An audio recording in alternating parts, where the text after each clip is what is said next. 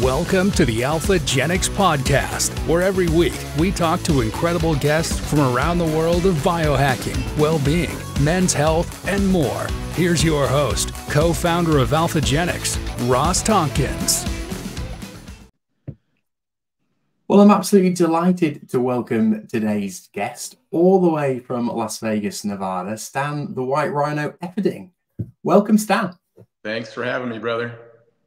No problem. We obviously met last year in Texas at the Silverback Summit, and I absolutely loved listening to the journey you've been on through your own professional sporting career, right through into your coaching and everything you're doing now. But I guess for anyone who wasn't there, who hasn't heard of you, who is Stan Efferding and where have you come from? Well, I'm just a skinny kid who wanted to be jacked, and so I started this journey of hard work and education, had a few successes along the way, and now in my golden years, I'm just mainly coaching folks on all the things that I learned throughout this long and storied career. Brilliant. I love how humble you are as well. I had a couple of little successes along the way. And some failures, to be honest. I think that's life, isn't it? I think we all have these little ups and downs. Yeah. But where were those successes then? So what particular sport is it that you're known for? What stories have you got for us? Yeah, well, I mean, ultimately I was able to earn an IFBB Pro card, but it wasn't until after nearly 20 years of competing. I started competing in 1988. My first bodybuilding show, I was 158 pounds. I think I took 10th place in the novice lightweight class. So skinny kid, wrestled 98, 106. I was 115 as a senior, and got to college. I was a whopping 135. And so it's been a long journey for me. I was also powerlifting because I thought that getting stronger would make me bigger. I learned many lessons along the way. That was one of them that wasn't true. And so eventually I was able to set world records in powerlifting. So those are two of my distinctions in terms of sports. And now I'm working and coaching a lot of different athletes, from football to UFC fighting to strongman to bodybuilding, powerlifting, etc., and CrossFit. And so I've got my hands in a little bit of everything, trying to help people learn some of the lessons that I learned along the way. I love that. I think you're the first person we've ever had on who has world records. So amazing.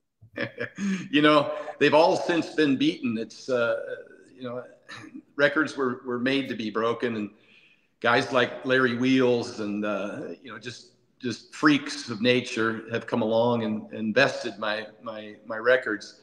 And, but it was a hell of a journey. The things that are going on now in powerlifting, probably more so because so many more people are participating. We're starting to see some of the outliers. And it happens in every sport. The more people that participate, you start to see these freaks that pop up. So it's been great. I've had the chance to work with a lot of these guys, and the foundation of their success is pretty similar, but I must always say that genetics reigns supreme. And I've certainly found that with guys like Hofthor and Brian Shaw and Lane Johnson from the Eagles and John Jones from the UFC. These guys are, they're head and shoulders above the rest in terms of what their gifts are. And then, of course, they've committed themselves to a lifetime of hard work and discipline to get to where they're at. I love that. And I think you raise a really important point, because I think a lot of people from the outside maybe look and think, well, there's a lot of performance enhancement going on. But without discipline and without the hard work, that really doesn't count for anything. Yeah, there's no question that would accelerate your progress. And even with respect to performance enhancing drugs, genetics reign supreme. Some people are hyper responders. They get better results from those things. And maybe they have greater numbers of androgen receptors, etc. So it's not to say that everybody who uses those performance enhancing drugs is going to achieve the same level of success. They'll certainly be more successful than without them, success being based on their personal goals, whether it be, performance, hypertrophy, or strength. But the idea that it gives you an even playing field understanding again that genetically speaking, some people are going to respond much better than others with much smaller doses. I've seen people use very, very little, get extraordinary results. I've seen people use a lot, get, very minimal results. And so it's really, it's kind of, again, your deck of cards is your deck of cards, and you got to, optimize them as best you can. Yeah, I love that. And a lot of what you were talking about last year when we first met was actually talking about the fundamentals, wasn't it? You were talking about cardio, you were talking about diet, you were talking about how the extraordinary lengths you went to take your food with you around the world when you were traveling as well, which is amazing. Yeah, I've always said compliance is the science, and your ability to adhere to a program that I say there's 4 legs to the stool: sleep, eat, train. And then we just discussed the fact that, performance enhancing drugs, those are the 4 legs to the stool. And in the absence of performance enhancing drugs, sleep, eat, and train you have to leverage those as hard as you can, very consistently over an extended period of time. It can take, many, many, many years, week after week, month after month, year after year of consistently, employing all of the evidence-based principles to optimize each of those areas: sleep, eat, and train. And that was, it goes back to, I think it was 7-8 years ago. I did a seminar in Iceland at Hofthor's gym, got nearly 7 million views. And that was the foundation of the program then. It was the foundation. It's the foundation now, and it has been for many decades for everyone that competes. When you optimize those 3 areas, you're, for an extended period of time, you're going to definitely be able to improve your performance. And it's rarely, I see a lot of people now, especially with social media, majoring in the minors. It's rarely some little thing that miraculously improves your performance. It's almost always, when I get involved with one of these great athletes, I think to myself, how can I help this guy? He's already one of the best athletes in the world, a Hofthor, a Brian Shaw, Lane Johnson, and or a John Jones. And you get in there and start asking some questions, and you find out that sometimes people are successful in spite of themselves. And there's, big opportunities to be had in one of those 3 realms. And that, skill notwithstanding, because many of these guys have already trained the skill set for more than a decade and have essentially mastered the skill component. And really, ultimately, they're possibly just not recovering well enough to continue to train at that level as they age. So, it always comes down to the foundation. When I started with some of these great world-class athletes, the first thing I talk about is sleep, and especially with the big athletes. Are you wearing a CPAP? How is your breathing at night? Are you recovering from your training? How will apnea be adversely affecting your performance, your blood sugar, insulin resistance, blood pressure, all of those things? And sometimes athletes can tend to get a little lazy with the basics, and that might be something that can help them maybe not only do better, but at least do as well as they've been doing for a longer period of time, and make it easier on them. That's something that's very important, that athletes will put themselves through an extraordinary amount of adverse, pain and suffering or whatever else. And they almost pride themselves on it, when much of it may be unnecessary, and that they could continue to perform at a high level and not have to suffer as much. And by that, I mean being tired, exposure to injury risk, fatigue, of course, those kinds of things, general health in terms of blood markers, biomarkers. So all of those things, I think, one of the biggest compliments I guess I get from the athletes that I work with is that how much easier it all feels, less psychologically stressful, because they've spent more time focusing on the big basics. Yeah, that definitely makes sense. And you mentioned CPAP there. That can be a really big help for the athletes you're working with. Do you set a target for a certain length of time? Because you hear 8 hours, everybody needs 8 hours, but do you find the athletes you're working with have a different optimal, or are we all different? Yeah, I think 7+ is a minimum. And I know some people claim to need less. For an athlete, most certainly, to recover from training. And as the training stimulus, the fatigue component increases, you may need additional sleep or a nap in the afternoon. A whole lot of great things happen with recovery, you know, REM and restorative stage 4 sleep. The more you sleep, the more you're recovering and rebuilding and repairing all the damage that you do from your day of training, along with the mental stress component as mentioned. So I think at least 7+ hours, and for those people who are training twice a day, it might be a good idea to get 20-30-minute nap in the afternoon. That was certainly what I tried to implement for myself. And as mentioned, the quality of the sleep matters just as much as the quantity. So I take a deep dive into what I call good sleep hygiene, which, you know, of course, initially would include a diagnosis for whether or not you're suffering from some degree of apnea. There's on the internet, you can Google Stop Bang, STOPBANG, Stop Bang questionnaire, to kind of give yourself a self-assessment of whether or not you have sleep apnea. Generally, it's snoring and waking up tired, or if a partner recognizes you holding your breath at night.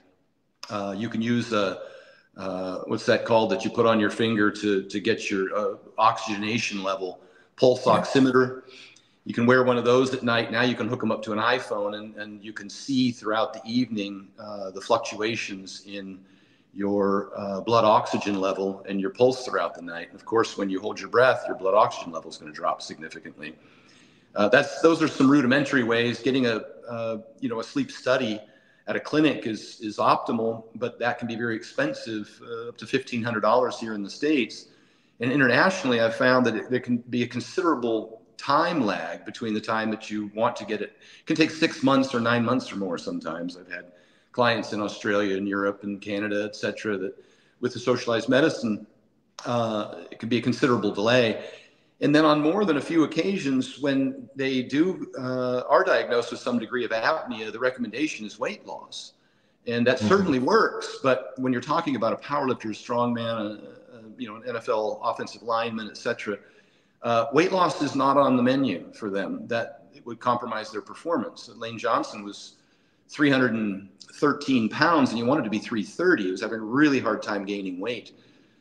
There's somebody who you certainly wouldn't recommend weight loss to, when he got diagnosed with sleep apnea.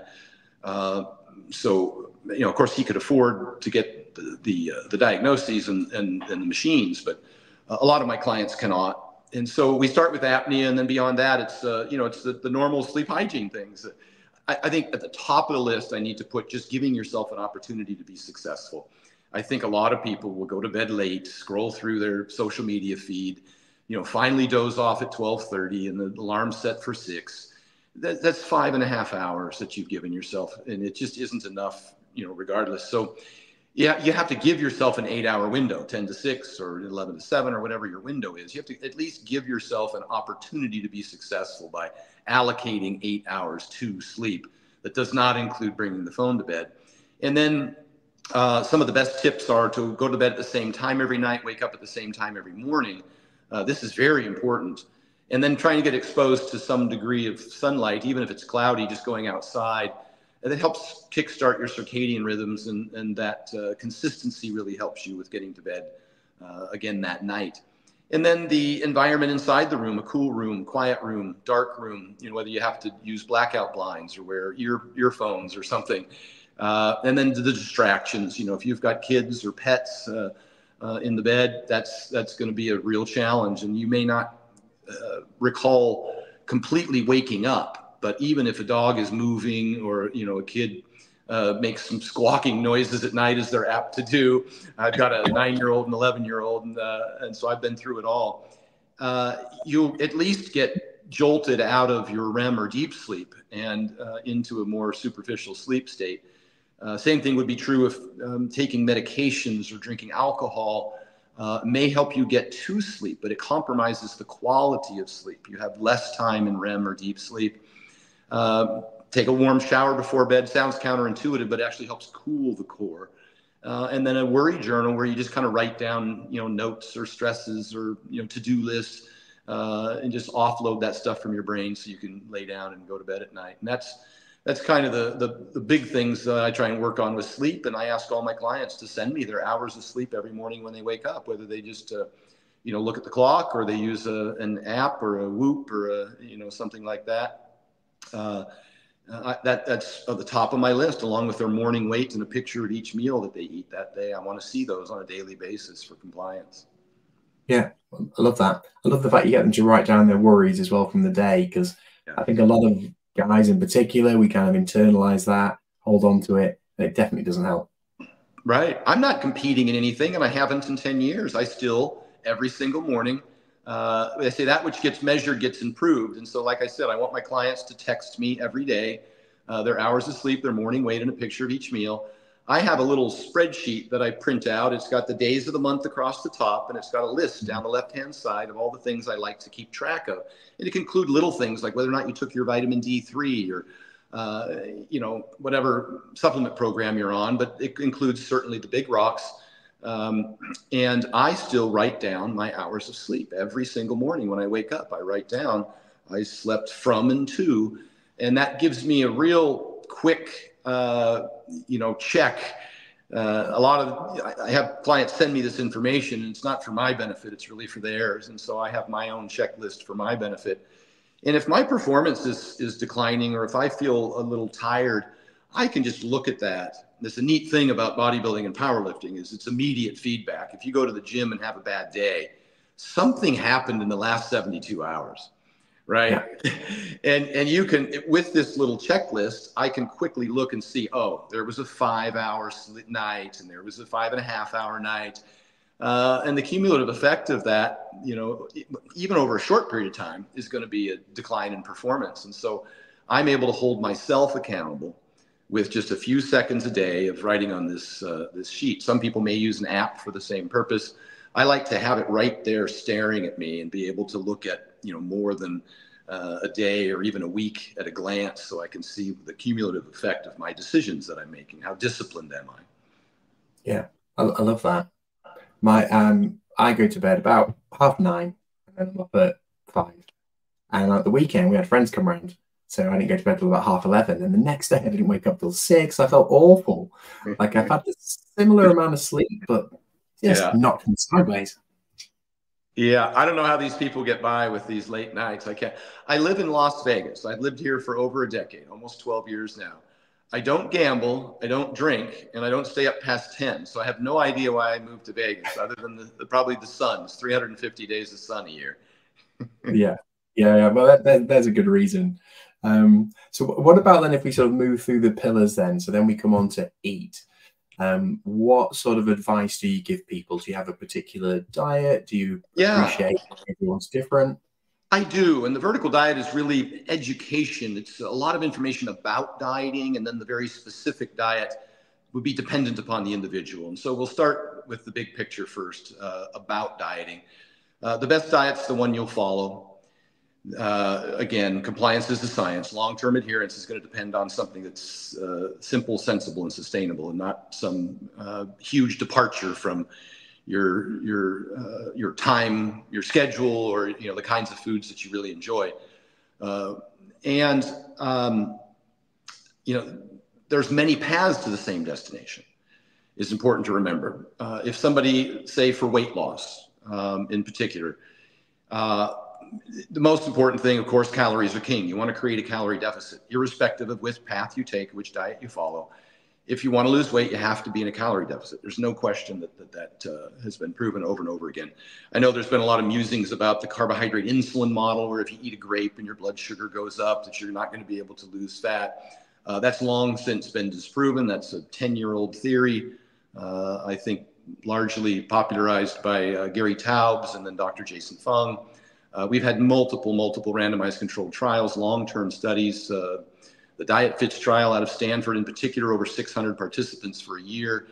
High carb, low carb, didn't matter. There was no effect on glycemia, on blood sugars, HA1C, and both were equally successful in terms of weight loss when adhered to. Adherence is the big thing.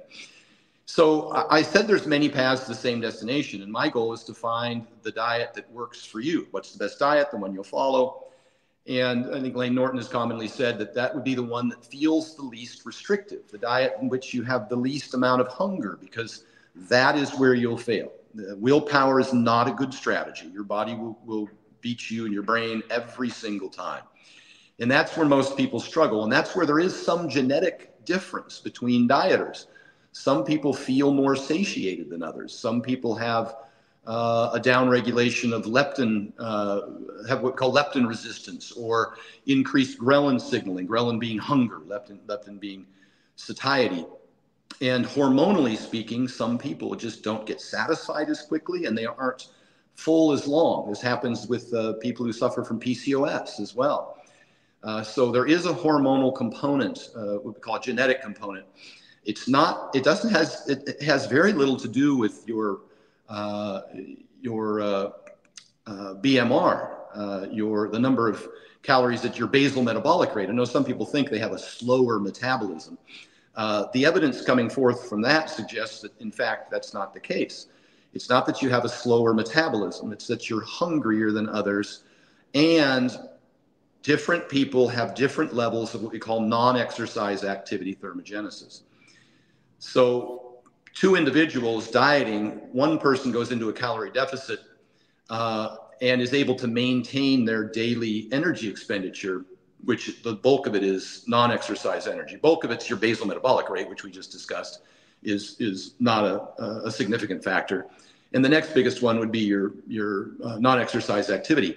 Whereas another individual who goes into a calorie restriction might just spontaneously stop moving as much or significantly decrease their energy expenditure. They would sit more, essentially, move slower, those kinds of things. And so they're downregulating the expenditure side of the equation. So they're having a big challenge with the energy intake. They tend to overeat and eat more often. And then they have a decline in their energy expenditure. And so there are differences between different individuals. Even in the same study, if you look at all of the participants, you see a vast array of responses. Some people will lose significant weight. Some people might even gain weight on the diet program. And it's inter-individual variability, and some of those factors we just discussed influence that. So I said there's many paths. There's really 3. All diets can be put into one of these 3 paths. And I kind of hijacked this from Dr. Peter Attia. CR, DR, and TR. That's calorie restriction, dietary restriction, and time restriction. Calorie restriction is quite obvious. You count, you weigh and measure your food, you count calories, you look at labels, you record things on an app, and you make sure that your total calories for the day are less than your total daily energy expenditure, so you can maintain a calorie deficit and lose weight. DR is dietary restriction. That's all the folks who eliminate certain foods. A keto person would eliminate an entire macro group. They just cut out carbs. A paleo person might eliminate everything that cavemen didn't eat, right? So that's that, and there's a whole list of diets that eliminate certain foods. And those are your dietary restrictions. And just by virtue of the fact that you've eliminated an entire group of foods or entire macro group, you're likely to eat less. You're also likely to avoid some of the ultra-processed, hyper-palatable foods, which tend to include both high fat, high sugar, high salt. Those are the ones that don't provide much of a satiety benefit, and they're easy to overconsume. So that's your dietary restriction, that generally speaking, you're avoiding the processed foods that are overconsumed. And then there's time restriction, and that one's obvious. That's your kind of your intermittent fasting group, skip breakfast, skip dinner, 16-8, alternate day fasting. That all kind of falls into the time restriction. And just by virtue of the fact that you're eating for a few hours a day, you may be able to achieve a calorie deficit and lose weight. So those are the 3 options. None have been proven to be any better than the other, to be quite honest. There's pros and cons to each. Over the long term, they tend to perform quite similar. And the one that you feel the less restricted, the less hungry on is the one that you should probably choose, the one that feels easiest to be consistent with your lifestyle. Peter Attia most famously was a keto guy, intermittent fasting guy for many, many years, and would record his would pee on keto sticks and record his numbers and show them to everybody. And there's a whole host of different influencers over the years. Thomas DeLauer lost a significant amount of weight on keto. Eventually, long-term maintenance, these folks tend to go back to a normal dietary pattern. I say normal, 3 or 4 meals a day, a variety of food sources from all 3 macro groups. That just tends to be what most people do. And I say that with some science behind it. The weight control registry has tracked over 10,000 successful dieters who have lost over 60 pounds and maintained it for more than 6 years. And, 78% of them ate breakfast, and the vast majority of them had a pretty even intake of protein, fats, and carbs.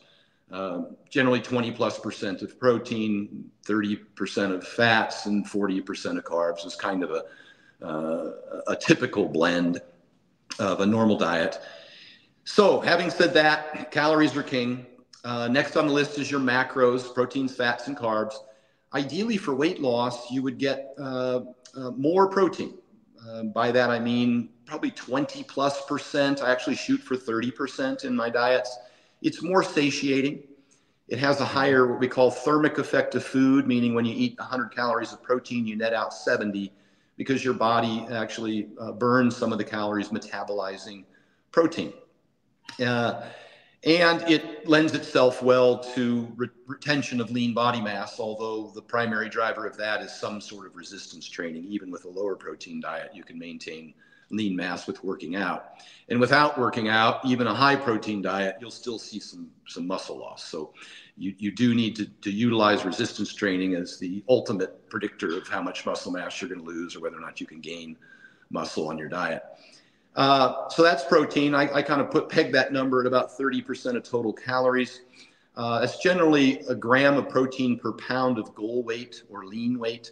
If you just figure out what you want to weigh, if you're a 200-pound person, you want to be 170, then try and get about 170 grams of protein. Somewhere around 0.8 grams per pound of current body weight would be, 140 or 160 would be that number for a 200-pound person. So we're kind of right in that range. So I set that number.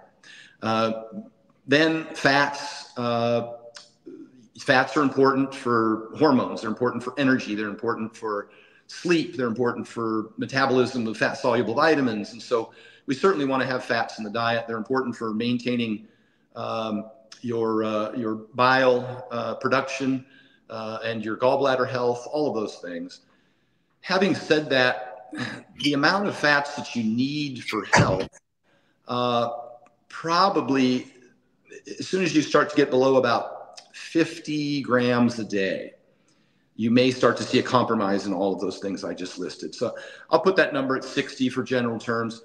Fats beyond that, which provides you a health benefit, don't provide you an additional performance benefit.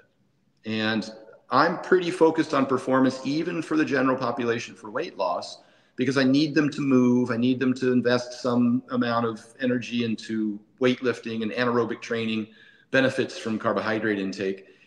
And so I'll put fats at maybe 30% of total calories.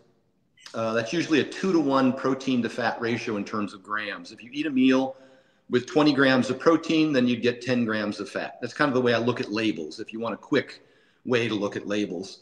Sometimes I buy some quick frozen meals for my pops. He's 93, and I load his freezer so he can pop them in the microwave and make some of his own meals throughout the day. And when I'm scrolling through Costco and I'm looking at all of the different meal items, I turn the label around. I just look protein to fat ratio. And I'd probably be wise to check sodium with him so he doesn't get any swelling in his legs. But if it's got 20 grams of protein and 10 grams of fat, I think that's a good ballpark to look at in terms of the macros. And then the rest is carbs.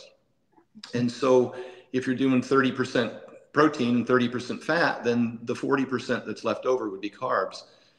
So if your total daily caloric allotment, that which you've afforded yourself in order to lose weight, which is probably 300 to 500 calories less than maintenance calories, let's say that's just for easy math, 2,000 calories a day, then 600 of those calories would be, 30% of those calories would be proteins. That'd be about, that'd be for 2,000 calories times 30% would be about 670 calories or whatever, or 600 calories, right?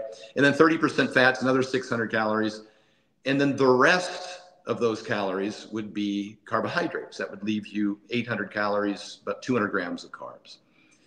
And that would be kind of at first glance, I could scratch that out for somebody in, less than a minute on a napkin and be like, let's shoot for this. And then, if you get close to that, that's fine. That's how the vertical diet, that's the reasoning behind how we make our recommendations. Obviously, the protein sources want to be lean protein sources because you could easily go over your fat threshold if you're eating high fat sources. So that's your top sirloin steak, your chicken breast, your egg white blends, your yogurt. I like Greek yogurt. I prefer I like to get some fats from the meat and the eggs. And so I can go with a fat-free Greek yogurt or a low fat, 2%. Salmon twice a week for omega-3s. You can use lentils as well. Those would be a host of I think, optimal protein sources for the day. And generally speaking, a variety of those, because they all provide different strengths in terms of their micronutrients. Beef, obviously, with iron and B12 and zinc, and yogurt with calcium, and the fermentation is we've seen in the Sonnenberg trials out of Stanford, 100% of the participants who had fermented food improved their gut microbiome and their digestion. So that would be things like kefir, yogurt, kombucha, even sourdough toast, to be honest, because it's a fermented food. And then when we go to fats, the fats are kind of in the proteins. But ideally, if you're going to add a little bit of fat, you'd add an olive oil. You've got, avocado. You've got the salmon, of course, the egg yolk with the choline and biotin. So all of those are great fat sources that are going to be part of your diet. And then we move on to carbs. And for weight loss, I like to start with high satiety, high potassium carbs. There's a satiety index that ranks how long certain foods keep you full. And that is important, obviously, for dietary adherence. And the higher protein, higher fiber, higher satiety foods can make you fill up faster and feel full longer. And two of the foods on that index, fortunately, are very high in potassium. Some of the highest satiety foods are boiled potatoes and oranges. And so I throw those into the diet because a potato has nearly 1,000 milligrams of potassium, which is over twice that of a banana. And oranges are very high in potassium as well. And then berries right behind that, blueberries, strawberries, raspberries. Raspberries have an enormous amount of fiber in them, 4 to 5 grams per cup. And you also get potassium from your meat. You get potassium from your yogurt. And so that makes the foundation. You can throw a little fiber in there if you've got room. Soluble fiber from oatmeal is a good source for soluble fiber, which can be important for controlling your LDL, your lipids for cardiovascular disease risk, along with the lower saturated fat diet. That's probably one of the primary drivers of increased LDL is when you get your saturated fats north of 10, 12%, you start to see a pretty significant incline or increase in saturated or in LDL, which is one of a number of contributing cardiovascular disease risk. It's multifactorial, but it definitely is one factor. Your LDL, or more specifically your ApoB on your blood test, is probably the most accurate measurement of your long-term cardiovascular disease risk exposure. And then I think that pretty much wraps up. That's calories, that's macros, that's and then micronutrients, we kind of touched on some of those. So that's the 3 areas that I focus on and the foods that I select in order to kind of meet all of those requirements and help a weight loss, dieter adhere to the diet. And of course that changes for weight gain, which we can, obviously that's going to be more calories, and we can talk about that as well, but I'll give you a chance to jump in here and see if I missed anything. Every time I was about to ask a question, you answered it anyway. It was like you're reading my mind. I was like, okay, that's a good question. And then you just went straight I've done this a few times. I've been a personal trainer since college. I worked at a gym in college, and I worked in gyms after college, and I've owned a few gyms. I've been a personal trainer for 30 years. And my friends tell me I water the lawn with a fire hose. I feel like all of this is pretty necessary information, but I guess it can be overwhelming to those who get exposed to it for the first time. And it's just, sometimes it's TMI. And I just say, my clients oftentimes will tell me, like, when I go to a mechanic with my car, I don't want to learn how to fix the car. I just want them to fix it. And so sometimes my clients are like, Stan, just tell me what to eat. I love that. That was absolutely brilliant. Loads of great information. What about then if we move on to the training component? Yeah. Where do you start there? For weight loss, it's very important. A little clip just emerged on social media recently of my interview by Chris Williamson. And I had mentioned in there, when talking about training for weight loss, that I don't recommend a significant amount of cardio. I actually had said for most of my clients, no cardio. But I should have defined cardio as meaning, you know, getting in your car, driving to the gym, and doing 40 minutes on a treadmill. A couple of things to talk about here. I would say greater than 90+% of weight loss happens in the kitchen, creating that calorie deficit.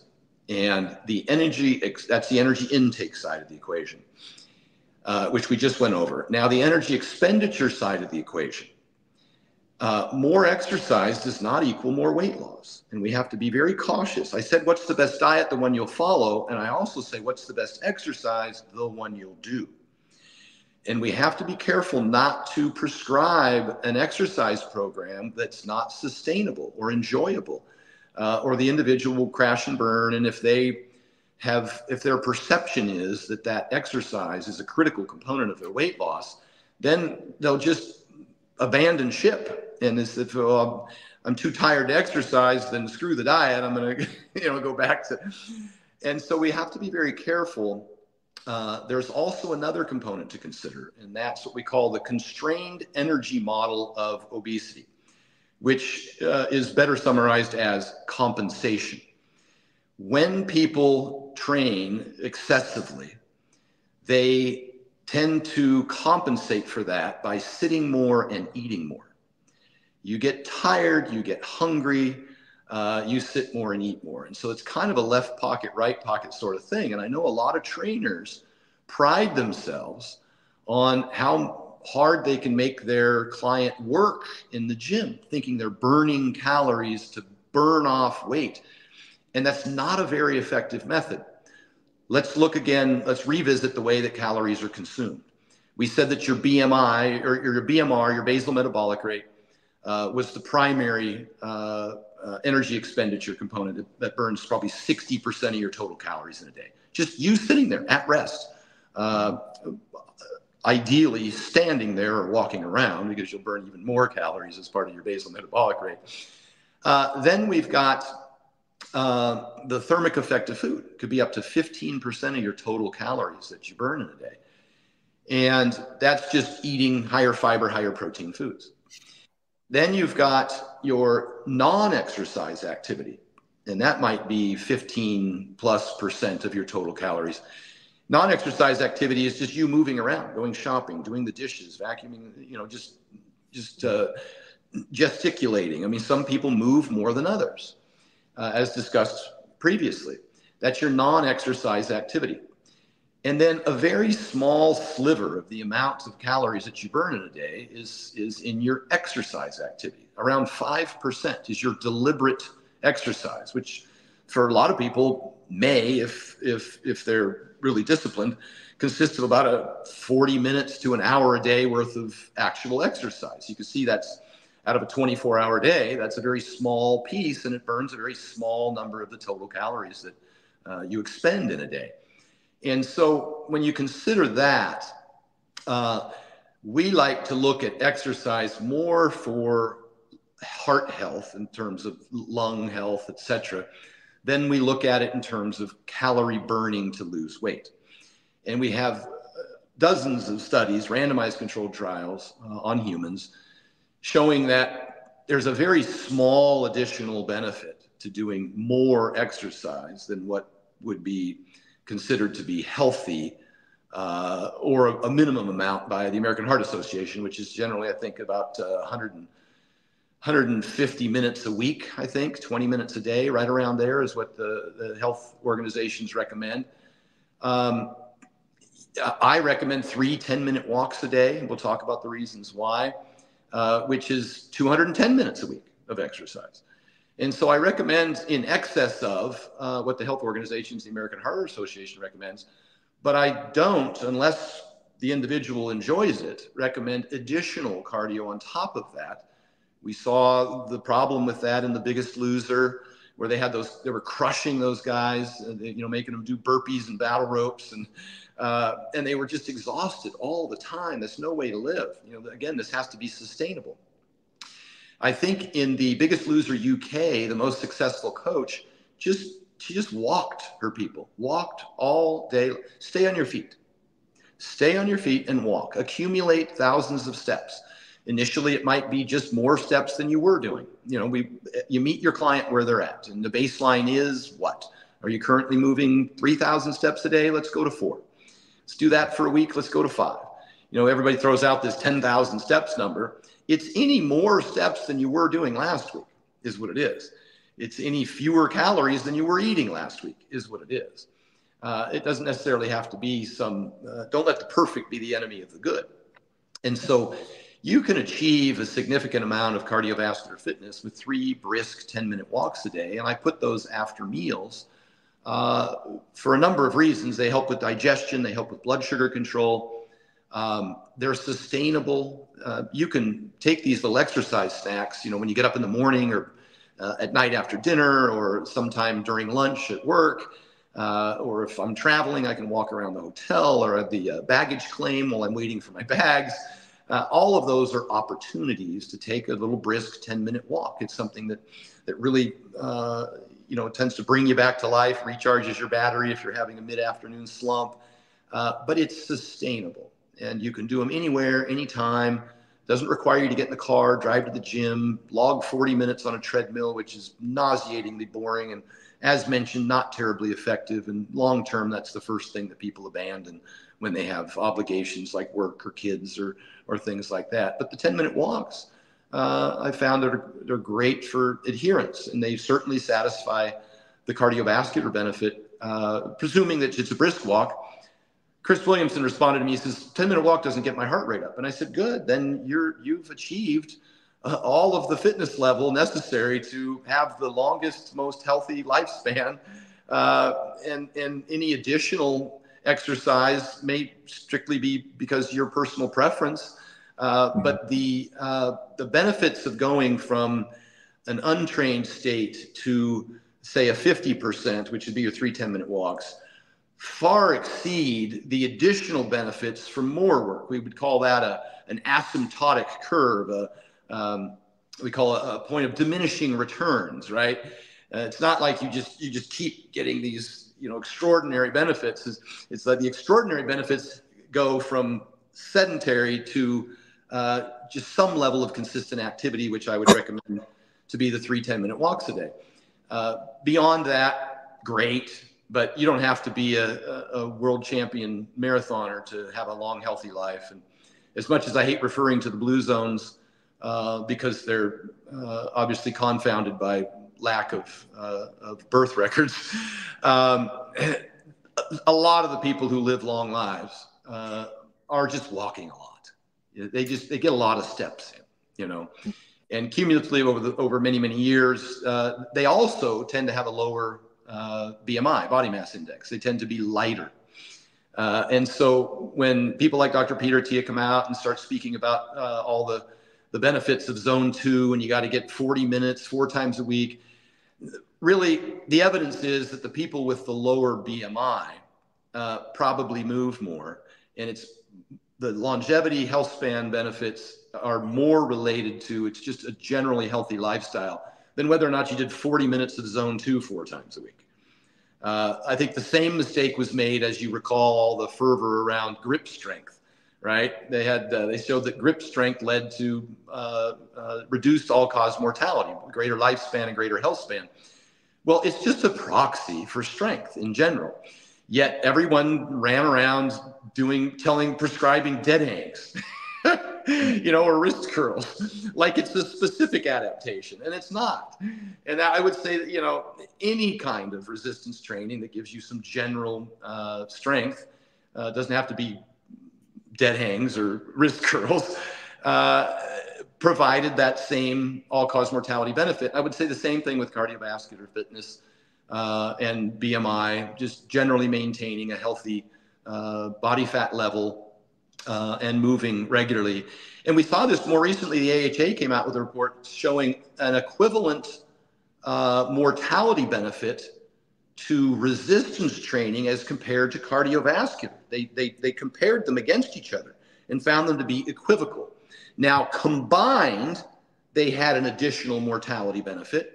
But the idea that one is better than the other, or that they can work as a replacement for that mortality benefit, you want to do both, but it doesn't have to be such that it can't fit into a normal schedule. I hope I didn't miss anything. I kind of trailed off there, but in terms of training and for energy expenditure, for diet, less is more, and compliance is the science on that as well. And so I think that message came across pretty well. Yeah, no, I love that. And throughout everything you've been saying, it's really balance is the key. Cardio and resistance training. You need both. Or ideally, you want both. You can't have a ridiculously strong wrist and the rest of you be atrophied and live forever. Yeah, and the amount of each doesn't have to be extraordinary. And if you, again, prescribe too much, you're going to lose your client. And that is the health benefits from weight loss itself far exceed any of the any presumed benefit from additional cardio or additional weightlifting. We see a 200% decline in cancer risk from weight loss. So compare that to, a concern of whether or not somebody's eating sliced turkey and the potential of colorectal cancer going from a lifetime risk of 3% to 4%, right? So, everybody talks about processed meats causing cancer. And I'm like, well, let's compare the risks then. Processed meat, which generally includes hot dogs and bacon and sausage and isn't necessarily deli meat, and is generally associated with a whole host of other lifestyle factors we call the healthy user bias, where people who eat those things also tend to overeat. They tend to weigh more, drink more, smoke more, weigh more, exercise less. So, I just don't want to, again, majoring in the minors, I don't want to pick a particular food item and suggest that it's poisonous or toxic, which we hear a lot of over the internet, things like artificial sweeteners. And if your client loses a significant amount of body fat, and I think that number is about 7%, really helps reduce fatty liver and metabolic disorder. 15% weight loss can restore, can cure type 2 diabetes and restore pancreatic beta cell function for people who haven't had type 2 diabetes insulin dependency for many, many years, caused in the beta cells have since died. So those are the numbers we're shooting for. I'm not looking for a six-pack. I'm looking for a 7% weight loss to see a significant improvement in metabolic disease, which is high blood pressure, high blood sugars, and dyslipidemia, high LDL cholesterol. A 7% loss will resolve somewhere between 50 and 90% of fatty liver, which is the primary driver of all those problems. It's not sugar. It's what we call energy toxicity. It's just too much fat accumulating in the liver, at which point all of those metabolic problems occur. And that can happen with any calorie combination, fats, sugars, a combination thereof, just too many calories, energy toxicity. Yeah, I love that. And throughout all of this then, so we're looking at the sleep, we're looking at eating, we're looking at the training. How often do you look at the biochemistry? How often do you look at the blood markers? At least initially, I'd like to get a baseline. Let's get a blood test. I talked about this in Iceland 7 years ago. I said, let's get a blood test. Let's get a baseline. Now, if you have hypothyroidism, if you're low thyroid, which is generally determined with a high TSH, thyroid stimulating hormone, you may see a reduction in your basal metabolic rate, but it's smaller than people would presume. Even with significant hypothyroidism, you might be talking 150 calories a day, which is not nothing, but it's not like your metabolism is broken, right? But where the bigger problem is with slow thyroid is that you're tired and you move less. And that's where some of the extra calories or calorie burning comes in. And or say you have low testosterone, which means you're going to have a very hard time. You're going to convert testosterone into estrogen if you're overweight. You have a very hard time adding lean mass. You might be lethargic and just not have the energy to exercise. Those things often occur with obesity and sleep apnea. Those things, it's important to see if you have those problems. Having said that, that doesn't mean you run down to the doctor and get a prescription for thyroid medication or testosterone. It helps you understand that by correcting some of these lifestyle factors, you may be able to improve both of those numbers, your thyroid function and your testosterone function. And they do have an influence on body composition and energy. And so I always recommend, at least for the first 60 days, try and sleep more, eat less, exercise more, with all of the things we just discussed. And you'll find that with the fat loss and the sleep improvement, that those numbers could significantly improve, if not normalize. Now, if subsequent to that, you get a baseline, you see that there's a number that is out of range, I would suggest you do everything you can within reason, with recommendation from your medical professional, to remedy those with lifestyle, diet, exercise, and sleep. And then about 60 days later, test again. And if you have lost some weight and your sleep has improved and you have been exercising more and those numbers aren't improving, it will be harder for you to achieve your goals, mostly just because you lack the energy to do these things. That's a real killer. And at which time you may, with your health professional, decide to use a medical intervention. It's not one or the other. These things work synergistically to try and remedy one of those, problems that you may have, at which time you probably see improved results. My concern is that somebody will go in and get a diagnosis for low T and get on testosterone and not correct any of the other problems, the obesity, the lack of exercise, the sleep apnea. And generally speaking, there's some insulin resistance brewing in there. If you've got ED, erectile dysfunction or low libido, that's generally some degree of pre-diabetes or diabetes.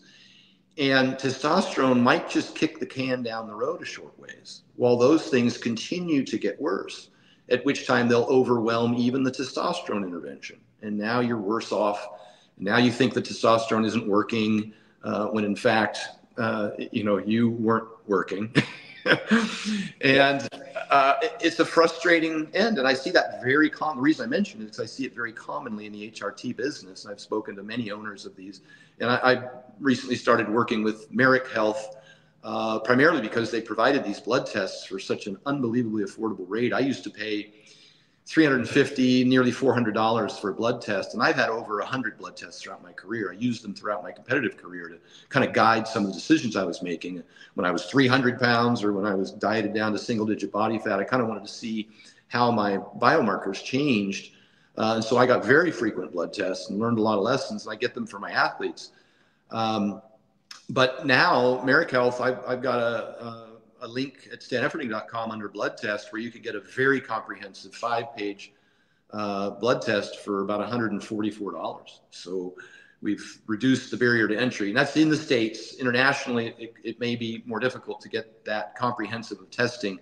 I do know there's an organization in Canada and one in Australia, and I'm not sure in Europe where people can get them done online without the need of a medical professional. But at least initially, a follow-up after you've implemented an intervention to correct any of the numbers that are out of range, probably within 60 to 90 days. And then subsequent to that, presuming, you know, everything's kind of normalized, maybe once a year would be plenty. And that's kind of how I use blood tests. And I see things like vitamin D deficiency. And people might even ask at what age. And I was diagnosed hypogonadal when I was 20. I had varicocele. And I had been training, as I mentioned, my first bodybuilding show when I was 21, I was only 158 pounds. So obviously testosterone deficiency was hindering my progress. A couple of summers ago, I was in Arizona working with a female women's or a high school softball team. And we were testing their 40s. Once a month, we'll sprint them on a laser timer to see if their performance is improving based on the recommendations that we gave. And two of the girls had a decline in performance. And so we asked their parents, what's going on? And they said that she's been tired lately and, just been fatigued. And so, we talked about sleep, we talked about diet, and very often, and in this case, it was the case, women in particular, girls in high school, they'll start demonizing certain foods because of things they heard on the internet. They'll eliminate red meat. They'll eliminate dairy. They'll eliminate the egg yolk. They'll eliminate fruit, of all things. They'll stop salting their food and particularly, not get enough iodine, which stimulates thyroid function. And so I asked them to get a blood test for their teenage high school softball player daughter. And sure enough, she had anemia. And that's why they were fatigued. And so a very quick intervention for that, of course, is to increase their iron intake, which we did with lean red meats. And at the same time, threw in some iodine to help thyroid function and some dairy for calcium. And just within a very short period of time, less than, I say it was a week or 10 days, their energy levels drastically improved and their performance improved. So that would be my recommendation for age. If you are symptomatic or if you see a compelling reason, get a blood test at any age and see if there's something that you can identify that could be corrected to improve your performance or your health. Yeah, love that. Thanks, Stan. Well, if anyone is watching and they're just like, I've got to work with Stan, knows what he's talking about, where do they reach out? How do they find you? Well, thanks for asking. I do still train clients and not just professional athletes. I'm working with both Mitchell Hooper, current world's strongest man, and former world's strongest man, Hafthor Bjornsson, training them both for the Arnold Classic coming up February 29th for strongman. But the vast majority of my clients are dad bods and soccer moms. They're just people looking to improve their health, to lose weight and feel great. And they just log on to go to stanefferding.com, and I have online coaching there. I also have the blood test reference. And I also, in the States, provide meal prep. I ship meals to people's doors all over the States. And I have a book called The Vertical Diet 4.0 now. It's evolved over the years as I continue to expand it and update it based on questions that I'm asked or any changes in science. That's co-authored by Dr. Damon McCune, PhD, RDN. And it covers everything we discussed today and much, much more. It's 260 some pages of with references to peer-reviewed published research, articles and videos on each of these topics, so people can get a better understanding of whatever it is they're interested in. For both men and women, for both weight gain and weight loss, it's all in there with the pillars for blood testing and sleep, eat, and train. So that's also available there at stanefferding.com. And then on Instagram, at Stan Efferding. And on YouTube, I have some fun rants. Stan Efferding's the YouTube. Fantastic, Stan. Well, thank you very much. I've thoroughly enjoyed our conversation, and I'll speak to you very soon. Thank you, brother. Okay. Appreciate the invite.